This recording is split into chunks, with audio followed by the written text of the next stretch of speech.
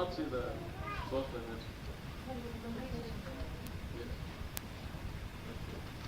Yeah, it's very clear in the Quran that when they ate from the tree, their bodies became visible to them. But the angels could see, of course, they have to see both dimensions. I mean, they are God's helpers. They're supposed to be have access to any dimension. Other questions? Ustaz, I think we're going a little bit too fast. This idea of names, maybe we should go and spend some more time on it. Especially if we compare it with we're not studying the Bible of the Jews and Christians, but I think if we go deeper, we might know something maybe. For example, one difference is this. In the Bible of the Jews and Christians, it does not say that God taught Adam.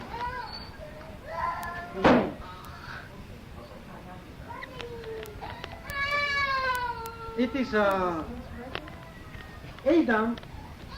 it is on his own accord, began to give names to the animals and the plants. See, this is already one difference. In Quran, Allah teaches Adam names, whatever these names are. But in the Bible of the Jews, Adam, there's no suggestion that Allah teaches Adam. It's Adam who goes to the garden and he starts to name the things that God created. I think this is very important because the way Moses Maimonides, who is the greatest Jewish philosopher, describes how Adam is naming animals and plants, you would think that Adam was a professor of botany and geology. And I don't think that Allah would go and there are bigger things for him to worry about.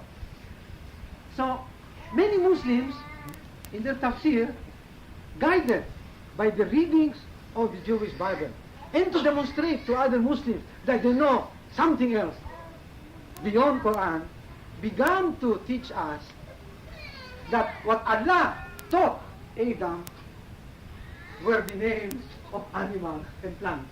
So this time it's Allah who becomes the professor of botany and zoology.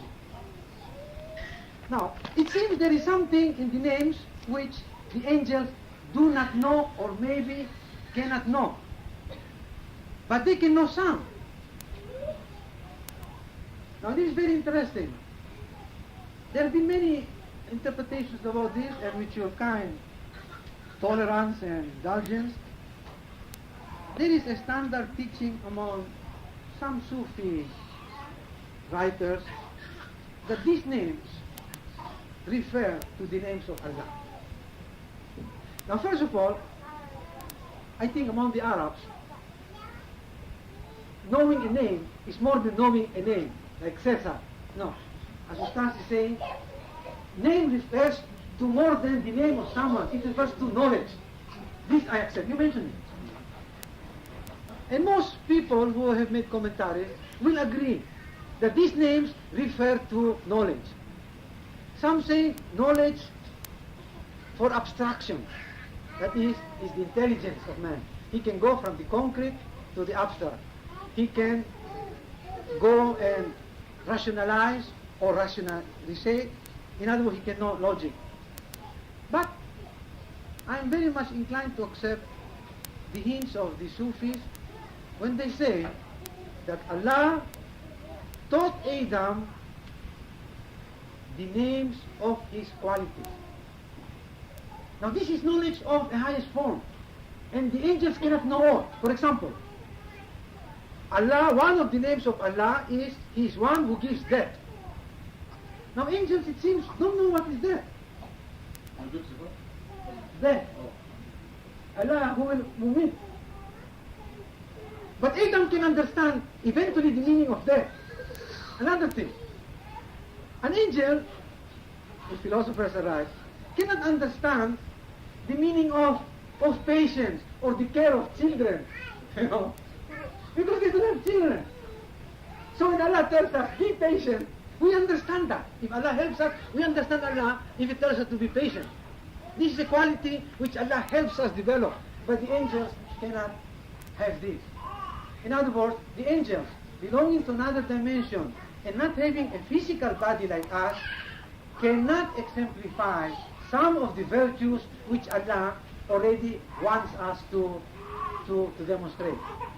And I think many of these names of Allah, like for example, Musawwir, and also Allah is the Muhyi, He gives life. In some ways we do give lives with the help of Allah. When we have children, we are in some ways creating, naturally, to the help of Allah, we are creating life. And I do not think angels understand that. They cannot know these things. Be careful now, you don't make them angry. No, because I cannot see. They're watching you now. I cannot see. I'm talking because I cannot can't control with my eye. So maybe I broke out with my. No, I mean, watch what you say about the angels because you don't make them angry. But and so the way I look at it is that I agree that these names refer to knowledge, and I would just like to submit for your thinking, for you to develop on your own or reject, that maybe these names is a special form of knowledge. They refer to those special qualities of Allah which He gave us the ability to exercise when He, as Ustaz mentioned, gave part of Himself to us as a soul. He breathed unto us something of His Spirit. That is our soul. And this gives us the capacity to understand certain things. And the angels can never know this. It seems to me, therefore, that in our test in life, you need a body,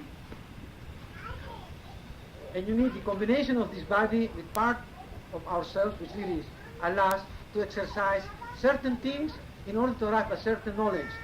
And this is what Allah had given us. And that's why He has sent us to a material world. Because only we can interact in this material world with our bodies and exemplify certain potentialities. And the angels cannot, by virtue of their nature. Yeah, they can. They can? They carried the palace of the Queen of Sheba they're very physical. Yeah. They can, I mean, they start a tornado. Well, I don't say everything, but some they cannot. For example, Yeah, see, what I'm saying is they're very physical. They're not people. A lot of people think of angels as spirits who will go through this wall. They can't tear it down, but they're very. No, I agree with you. They are forces. They can do. But I cannot imagine an angel having a toothache and telling Allah, Allah, strengthen me with my patience to tolerate this toothache. Please look at me. Yeah. Certain cases. Not all, because the idea here is that angels seem to know certain things. The only problem with the names of Allah is that the next verse says that God showed these things to the angels and said, tell me the names of these. So they are objects. They're the names of objects rather than just names, period. Yeah, but 32 suggests that the But angels... it's a very good point. Angels know some of the names. In 32, they say, we have no knowledge except what you already have taught us. So angels know. Yeah, but what I'm saying is God But showed not the all. angels, Yeah. showed the angels something, objects, and said, give me the names of these. So it says, presented them to the angels and asked them, give me the names of these. So there is something being presented, and the angels asked to give the names of these. Yeah, but the angels do not seem to know. Right, they did. They didn't know. Is there a way of Arabic in showing the difference between pronouns and these, if it's for creatures or people or animals? Things. There are just things. No, it just says these, objects. Well, it could be qualities. Could How would God show, Like how do you show a quality? airplane, the them. How can you show clemency?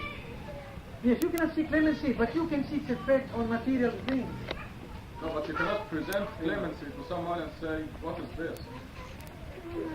For example, on a hot day when it rains, this is something physical, but we can say it is an expression of the quality of Allah of mercy. It is not the quality or itself. punishment. Or punishment, the case may be. Because Allah, also one of His names, He punishes. He gives a strong punishment. Anyhow, this is just a form of knowledge for reflection. Very good point. But I don't want to go deeper or insist on it. It's just for some who would like It's to. really very simple actually. They are straightforward verses. And this is a very good point. The names can be anything. Let's go back to English because it's becoming. We're trying to get the other two teachers. Okay, 35.